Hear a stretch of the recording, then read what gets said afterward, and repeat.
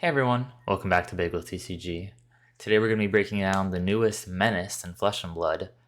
STARVO is what people are calling him. It's Bravo, star of the show. So this is currently the most popular deck, the most hated on deck, the strongest deck. Kind of all the things that there's always been a boogeyman. There's been Briar and Chain before it, and then Dash before that. So this is our Guardian's first chance, I guess, at being the boogeyman, at least from what we can really tell. I mean, Oldham performed well at the Australian and New Zealand Nationals, but Briar was still the boogeyman per se. This is, Guardian's first chance to be a bit of a boogeyman here. And this deck does do pretty stupid stuff. My team and I have been brewing a lot, trying to see what beats it. Since we do have about 5 pro quests coming up in the next few weeks. My first one's in 2 days on February 20th, I think. So this weekend on Sunday. And we've been trying a lot to see what beats it, to try to bring counters since we'll think it's the most popular deck. Some of us have come to counters that we think are viable. The most common counters I've seen is Chain, using Carrion Husk to kind of block one of the big turns. Oldham, who is actually probably a fairly good counter, and Lexi, Ice Lexi.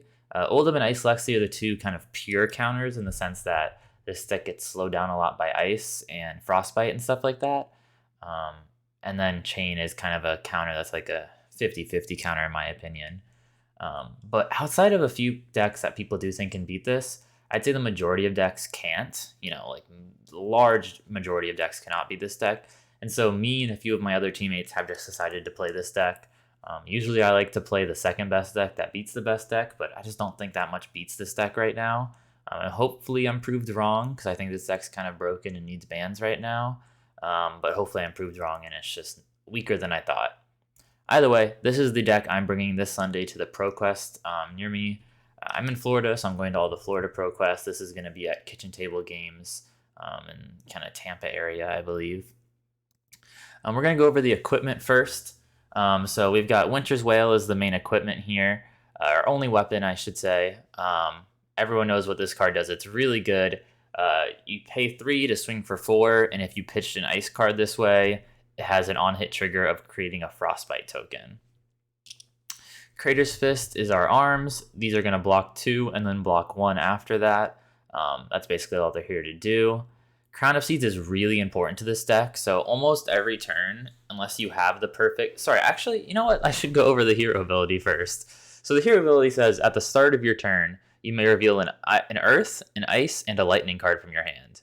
If you do, the next attack action this turn with costs 3 or greater gets +2, Dominate, and go again. So that's really big, and we're trying to get exactly 1 Earth, 1 Ice, and 1 Lightning card into our hand every turn to trigger this ability. Some people call this deck Lottery Bravo, because you're trying to get, that perfect lottery, ding, ding, ding, get all 3 elements in your hand, right? Anyways, now that I remembered to tell you what that is, let me move my camera down a bit too. We're going to look at Crown of Seeds, which is really, really the key equipment to this deck. You pay a resource, you put your arsenal on the bottom of your deck, and you draw a card, right? So you're kind of doing a sink below effect a little. You're just filtering. But this is so good in a deck that's trying to find 1 of each kind of card. It just does so much work. It blocks the damage. It lets you filter to find your 3rd element. It just does a lot of work here, and it's exactly what this deck needs. In conjunction with Rampart, you're able to block pretty well on your opponent's turn, but with just 1 card. And usually you'll keep your other 3 cards I guess you'll keep your 4 cards, right? Because you're pitching and then drawing off Crown of Seeds. So you'll keep your other cards for your turn, because you're more of an aggro deck actually, but you will block with 1 of your cards. I do apologize for my cat using the litter box right now in the background. But you will use, you'll use 1 card to pitch to Crown of Seeds, use that resource floating to block with Rampart, and sometimes this Ironhide Legs. That's kind of your turn.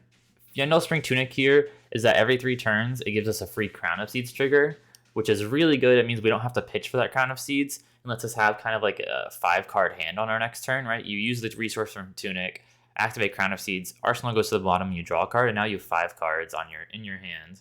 Gives you a really good chance of being Activate Bravo. Heart of Ice is mostly just for the Arcane Barrier against Wizard. I think you might consider playing this into Oldhim because it makes his hero ability cost 4 and all his defense reactions cost an extra resource. I'm thinking about that, but I can't even tell you for sure that's 100% the right thing to do because Tunic is just so good. But Heart of Ice is basically just for Kano, Arcane Barrier, and then sometimes its effect maybe into Oldhim. Ironhide Legs are just a good way to block. A lot of times we'll have one resource floating because you'll pitch a blue to activate Crown of Seeds for 1 and activate Rampart for 1. You'll have one floating, so if you want to block for 4, you can use this Ironhide Legs for a 1-off 2 block. Pretty solid, actually, just what this deck is trying to do. And then Null Rune Boots are what we're going to use as our feet into the Runeblade heroes. It's actually really nice because Crown of Seeds lets you block Rosetta Thorn well, because you only need this one Arcane Barrier. But yeah, so this is kind of our equipment suite, and then obviously the Rampart of the Ram's Head. This does a ton of work also off of our blue pitch. Let's look at the deck now. So let me split it up. Let's do by pitch, actually. So you can see our deck has 43 blues, which is a lot of blues. All of them are main deck for the most part, except these 3 Awakening and some of these Evergreens. Actually, let me show you the sideboard here. So I like to do my sideboard for decks by having like a core and then adding cards in, right? So how this works is I have 51 cards, and these 51 cards are never going to change. They're kind of the core of the deck. And then I'll add cards in to the deck. Some people, and sometimes depending on the deck, I'll do an option where I just have my whole deck and I take cards out, and that's an option as well. But it's easier for me to understand and comprehend how this works when you just have a core and you add cards in, right? And so I have, a sideboard guide here. This has all of my, it's not even gonna let me pull it up for you here, but I have a sideboard guide that I've written up for myself for what to bring in when. But this is the core here. We have, let's see, I think we have 15 of each element in the main deck, not counting Earth. So you can see we have 3 Blinks, 3 Heaven's Claw, 3 Lightning Surge, 3 Flash, and 3 Electrify Blue. So that's 15 Lightning Blues. We have Polar Blast, Winter's Grasp, Winter's Bite, Channel Lake Frigid, and Blizzard for Ice Blues, so 15 Ice Blues.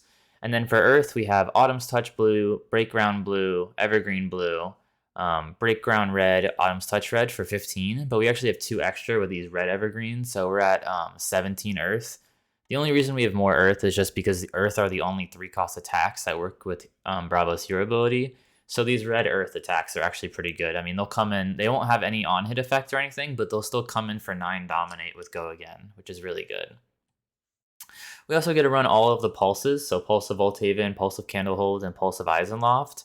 These are amazing because they're 2 elements, which works with Bravo hero ability. You can reveal them to count as 2. So if you have Pulse of Voltaven, which is a Lightning and Ice instant, Lightning Ice, all you need is a Pulse of Voltaven in any Earth card, and it'll reveal all, those 2 cards will count for all 3 for Bravo's hero ability. So the pulses are really key to this deck, making his hero ability even more consistent. And then outside of that, the only cards that aren't elements in our main deck are these 3 Oakenolds. This is kind of the most broken thing this deck does, is if you have Oakenold, you have the 3 elements in hand, you reveal for Bravo's hero ability, and then Oakenold, you play it and you fuse it. It comes in for 11 with Dominate and Go Again. So that's just a massive amount. 11 Dominate Go Again with an on hit to make your opponent put 2 cards at random on the bottom of their deck.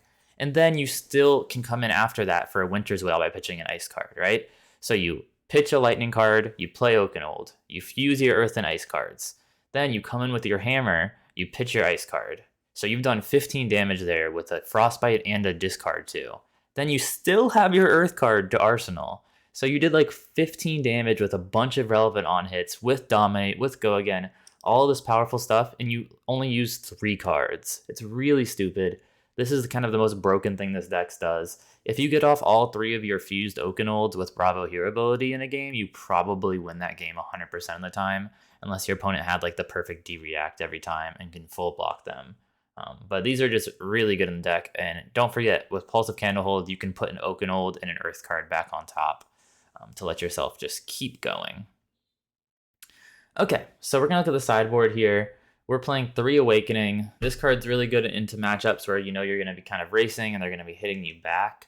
It's not as good into decks like Oldhim where they're not going to be hitting you that much, and it's just kind of you throwing your cards at them. But into decks that are kind of racing you, this lets you get a free Crippling Crush, for example. If you play it and you are at 4 less life than them or 3 less life, and you fuse with an Earth card, this lets you search for. Sorry, I guess you would have to be at 4 less life. You get 8 Seismic Surges then, and then you get your Crippling Crush, and you get to play it for free on your next turn. So if you can fuse with Bravo, it's even better. We're playing 3 Crippling Crush. We're playing 1 red Evergreen. This is kind of just an extra slot. We don't have a lot of cards for Oldham's matchup, and so we bring this in here. The fact that you can loop these Evergreens is kind of nice. We're playing 2 red Crush Confidence. This is really good into certain matchups. Like a lot of aggro decks, like all 3 of the Rune Blades have really important hero abilities, and so you're going to play these 2 Crush Confidences into all 3 of the Rune Blades. It's also good in the mirror match because of the hero ability is what the whole deck's based around. So if you can crush them in the mirror match, it just turns off their hero ability for a turn. It's pretty good card, and the fact that it only costs 3 and it with this hero ability, it'll come in for 9 dominate, go again. It's just really powerful. And then we're running 1 Remembrance. This is good in long games, so decks that are really defensive, like into an Oldham. You'll be able to use this Remembrance to get some of your Oakenolds back, or maybe your Crippling Crushes. Pulverize is good into decks that are going really tall against you. So obviously this is not good into like a Katsu, because it's for their first attack, so their first Kodachi would just be for 0, which is not that big of, that doesn't hurt them that bad. But into the mirror match, for example, if you make their first thing, instead of 9 dominate, it's only 5 dominate. That's just a lot worse. Into like a Oldham, this is actually solid because it makes their Winter's Wail just be for 0. So it's good into certain matchups. You just need to know what decks do really big attacks or have solid high swinging weapons, because this works on weapons also. But all this Pulverize needs to do is hit, and it gives -4. It does cost 10. It does cost 10, which is a high number. So you probably only want to play it when you're playing Awakening, but sometimes you can play it without Awakening and you'll be fine. We're playing 3 Spinal Crush. This card's really good. Am I playing 3 Spinal Crush, really? Oh, I'm only playing 2 Spinal Crush, so I'm not sure why that's like that. Yeah, it's just FabDB bugging, I think. Yeah, because I clicked it and nothing changed. Okay. FabDB just bugs sometimes, and I'm not sure why. This is supposed to be like this. That's the 51 cards, and there's 2 Evergreens in the sideboard. Sorry, I think I had it 1 blue, and I was running 2/2 in the main deck. Okay, this is how it's supposed to be. FabDB bugs sometimes. I don't know if you just saw it. It showed me 3 Crippling Crush or 3 Spinal Crushes, but when I clicked 1, it just disappears permanently because I wasn't running 3. It just bugged 1 into my deck, and it can be a bit buggy here too. Sorry about that. Anyways, so we're running 2 Spinal Crush. This is really good into aggro decks. You hit a Rune Blade with this, you hit a Katsu with this, you hit any kind of aggro deck that uses Go Again a lot. Spinal Crush is going to kind of ruin their deck. Excuse me, it's going to ruin their day. It works really well with your hero ability. If you have your 3 elements in your hand, they're all blues. You use hero ability, you pitch 2 of them to Spinal Crush. It's 11 dominate, go again, and then you can pitch your ice card to hit them again, or you can pitch that, or you can arsenal it. But either way, this Spinal Crush is just great in this deck. And then we're just running these 6 defense reactions. Sink Below works particularly well in this deck because, like I said, we're trying to filter a lot with Crown of Seeds, and this just lets us filter even better. This is not coming in actually that often. It's coming in, I think, right now. I just have it in the mirror and into Oldham because it works well against Winter's Wail. But if you think it's the right card to bring in, I think I actually have it coming in against Dorinthia as well, which is not a popular deck, but I still have it on my list. So this comes in against some decks where you want this 0 for 4 defense reaction. It does do the filtering, really good there. Staunch Response is pretty much into other Bravos, so other Star of the Shows and Showstoppers. It blocks for 7. It only costs 2, so you can also use Crown of Seeds in addition to it, which is really nice. The fact that it costs 2 lets you do some extra, like I said, it lets you use Crown of Seeds or use Rampart's Head to make it go up to 8. It's just really good in this deck. It's good against other Go Tall decks when you're racing them. And I think that's the whole deck. It's a bit of a long video, I guess, for my normal deck text, because the deck, while playing it is really, really easy, it's not that the list is a little complicated, but playing it is really easy. Let me see if I can show you. Yeah, let's just do, it's being wonky once again. I'm just gonna bring in like the Evergreen, the 3 Crippling, do Awakenings. It just messed up something. Should be like that. And then I guess we'll bring in this Pulverize. Okay, we're just gonna do an example. So, this is our starting hand, right? We're gonna arsenal this Oakenold. It's not good to keep in hand because of how the hero ability works. You know, you're trying to reveal 3 elements, and it's just not good for that. We'll do that, and then I think we'll probably just pass if we're going first and try to get to the 3rd. This is our hand. We're probably gonna pitch and Crown of Seeds, try to get that last element. Didn't hit there. You'll see I'm probably gonna miss every time here because it is a bit of a luck-based deck. That's one of the things that people have as a problem with this deck, because, you know, if I arsenal this, you know, I pitch this, I draw a card. Look, my deck does nothing now. This is basically garbage. But sometimes you just do dumb stuff. Like, look at this hand. This hand's silly. It has 1 of every element. I reveal my 3 elements, right? 1 of each. My first attack with cost 3 or greater gains +2 dominate and go again. So now I can play this Oakenold, or sorry, this Spinal Crush here for 11, dominate, and go again. And then after that, I can swing in with my Winter's Wail. So that's 15 damage with a bunch of relevant on-hit triggers, right? Even a hand like this isn't awful. So, you know, if this is your hand, you have 1 of each element. You can just swing in with this Evergreen here for 7 dominate, go again, and then Winter's Wail. That's still 11 damage with a Frostbite on hit and with a kind of relevant, or with a relevant dominate here that can kind of cause trouble for some decks. You know, here's another hand. It's just missing a ice card. So what we're probably doing, if we're at less health, we can play this Awakening. If we're not at less health, we're just gonna pitch it. Perfect. Look at that. Like, it can just do dumb stuff. So now we have Ice and Earth and Lightning. So we'll fuse with these 2. And then we'll just play this Crippling Crush. If we have a Tunic counter, we only need to pitch these 2 cards. If we don't have a Tunic counter, we'll just pitch all 3. We don't care because it's for 13 dominate. Like, the go again even here doesn't matter. 13 dominate is just silly. Wow, look, another great hand. This one has 3 again. We fuse, and we probably just Spinal Crush here, pitch these 2, and then arsenal this. You know, sometimes the go again doesn't matter if you're coming in for 11 dominate. It's just really silly. Another hand that does it. Look, we have Earth, Lightning, Pulse of Candlehold, and an Ice here. So we just fuse with these 2.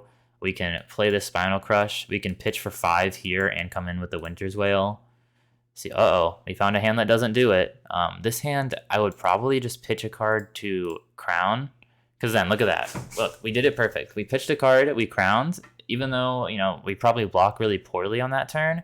If our opponent doesn't disrupt us at all, we just take all the damage, and then we fuse with Bravo Hero ability. This is 11, dominate, go again, fuse with these Earth and Ice, and then come in with Winter's Wail. So that's that 15 damage, a bunch of on-hits, and then arsenal that.